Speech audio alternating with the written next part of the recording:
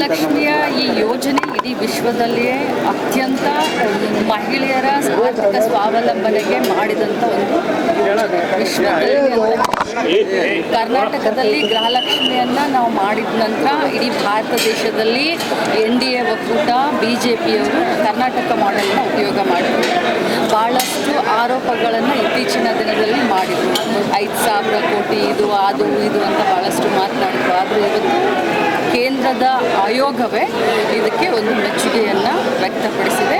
ಮಹಿಳೆಯರ ಆರ್ಥಿಕ ಸ್ವಾಭಿಮಾನಕ್ಕೆ, ಆರ್ಥಿಕ ಸಬಲೀಕರಣಕ್ಕೆ ಇದೊಂದು ಕೊಡುಗೆ ಆಗಿದೆ ಅಂತ ಕೂಡ ಕೇಂದ್ರದಿಂದ ಬಂದಂಥ ನಿಯೋಗ ತಮ್ಮ ಒಂದು ರಿಪೋರ್ಟ್ನಲ್ಲಿ ಸ್ಪಷ್ಟಪಡಿಸಿದೆ. ಖಂಡಿತವಾಗ್ಲೂ ಕರ್ನಾಟಕ ಮಾಡೆಲನ್ನು ಬೇರೆ ರಾಜ್ಯಗಳು ಕಾಪಿ ಮಾಡಿಕೊಂಡಿದ್ದಾರೆ. ಇದು ಜಗಜ್ಜಾಹೀರು. ಖಂಡಿತವಾಗ್ಲೂ ಬೆಳಗಾವಿ ಜಿಲ್ಲೆ ಬಹಳ ದೊಡ್ಡ ಜಿಲ್ಲೆ. ಈ ಜಿಲ್ಲೆಯಿಂದ ಸುಮಾರು 11 ಜನ ನಾವು ಕಾಂಗ್ರೆಸ್ ಪಕ್ಷದಿಂದ ಆರಿಸಿ ಹೋಗಿದ್ದೇವೆ. ನಮ್ಮ ಜಿಲ್ಲೆ ದೊಡ್ಡ ಜಿಲ್ಲೆ ಇರೋದ್ರಿಂದ ನಮ್ಮ ಜಿಲ್ಲೆಗೆ ಕನಿಷ್ಠ ಇನ್ನೂ 2 ಮಂತ್ರಿ ಸ್ಥಾನವನ್ನು ಕೊಡ್ತಾರೆ ಅನ್ನುವಂಥ ವಿಶ್ವಾಸ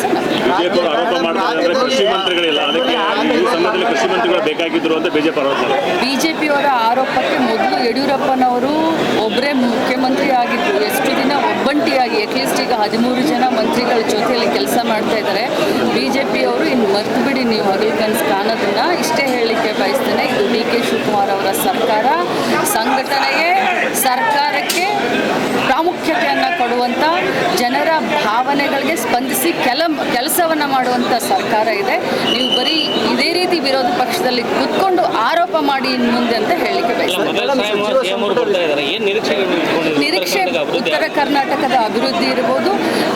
ನಾನು ಒಂದು ಮಾತನ್ನು ಹೇಳಲಿಕ್ಕೆ ಬಯಸ್ತೇನೆ, 6 ವರ್ಷ ನಮ್ಮ ಪಕ್ಷದ, ಕಾಂಗ್ರೆಸ್ ಪಕ್ಷದ ಅಧ್ಯಕ್ಷರಾಗಿ ಇಡೀ ಕರ್ನಾಟಕ ರಾಜ್ಯಾದ್ಯಂತ ಏನು ಸಮಸ್ಯೆಗಳಿದ್ದಾವೆ, ಯಾಕಂದರೆ ಭೌಗೋಳಿಕವಾಗಿ ನಾವು ನೋಡಬೇಕಾಗುತ್ತೆ. ಉತ್ತರ ಕರ್ನಾಟಕ, ದಕ್ಷಿಣ ಕರ್ನಾಟಕ, ಕಲ್ಯಾಣ ಕರ್ನಾಟಕ, ಮಧ್ಯ ಕರ್ನಾಟಕ ಅಂತ ಹೇಳಿ ನಾವು ಭೌಗೋಳಿಕವಾಗಿ ನೋಡಿದಾಗ ಆಯಾ ಕ್ಷೇತ್ರಕ್ಕೆ ಅನುಗುಣವಾಗಿ ಆ ಒಂದು ಕ್ಷೇತ್ರವನ್ನು ಅಭಿವೃದ್ಧಿಪಡಿಸುವಂಥ ನಿಟ್ಟಿನಲ್ಲಿ ಮಾನ್ಯ ಮುಖ್ಯಮಂತ್ರಿಗಳು ಖಂಡಿತವಾಗ್ಲೂ ಸನ್ನದ್ಧರಾಗ್ತಾರೆ. ನಮ್ಮ ಬಯಕೆ, ನಮ್ಮ ಬೇಡಿಕೆ ಏನು ಅಂತಂದರೆ, ಬೆಳಗಾವಿ ನಮ್ಮ ಜಿಲ್ಲೆ ಕರ್ನಾಟಕ ರಾಜ್ಯದ 2ನೇ ರಾಜಧಾನಿ ಅಂತ ಹೇಳ್ತೀವಿ.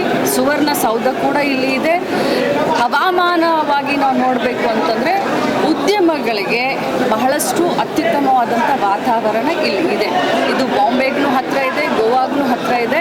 ಸೊ ಹೀಗಾಗಿ ಇಂಡಸ್ಟ್ರಿಯಲ್ಗಳು ಬಹಳಷ್ಟು ಈ ಕಡೆ ಬರಬೇಕು, ಜಾಬ್ ಕ್ರಿಯೇಷನ್ ನಮ್ಮ ಜಿಲ್ಲೆಯಲ್ಲಿ ಆಗಬೇಕು ಅನ್ನೋದು ನನ್ನ ದೊಡ್ಡ ಬಯಕೆ, ನಮ್ಮ ಜನರ ದೊಡ್ಡ ಬಯಕೆ. ಅದನ್ನು ನಾವು ಮಾನ್ಯ ಮುಖ್ಯಮಂತ್ರಿಗಳ ಹತ್ರ ಕೈಗಾರಿಕಾ ಪ್ರದೇಶಗಳಿಗೆ ಭೂಮಿ ಇಲ್ಲ ಅಂತೇಳಿ ಯಾವುದು ಬರ್ತಾ ಇಲ್ಲ ಅಂತೇಳಿ ಅದಕ್ಕೆ ಸರ್ಕಾರದಿಂದ ಭೂಮಿ ವಸೂಲಿ ಕೆಲಸ ಖಂಡಿತವಾಗ್ಲೂ ಅದನ್ನು ನಾವು ಈಗ ಮಾಡಬೇಕಾಗಿದೆ. ಯಾಕಂತಂದರೆ ಕೈಗಾರಿಕೆಗಳು ಬೆಳಿಬೇಕು. ನಮ್ಮ ದೇಶ, ನಮ್ಮ ಭಾರತ ದೇಶ ರೈತರ ದೇಶ.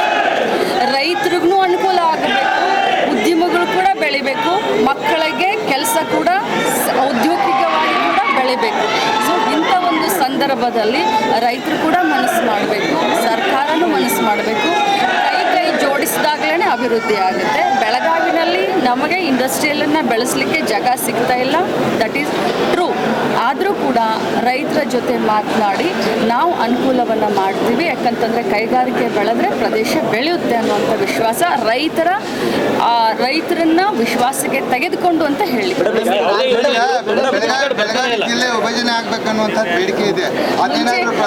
ಮುಂಚೆಯಿಂದನೂ ಕೂಡ ನಾನು ತಮ್ಮ ಎದುರುಗಡೆ ಹೇಳಿದ್ದೇನೆ, ಬಹಳ ದೊಡ್ಡ ಜಿಲ್ಲೆ ನಮ್ಮ ಬೆಳಗಾವಿ ಜಿಲ್ಲೆ. ಬಟ್ ಈಗ ಅದು ಅಪ್ರಸ್ತುತ. ಪ್ರಥಮ ಬಾರಿಗೆ ಅವರು ಬರ್ತಾ ಇದ್ದಾರೆ.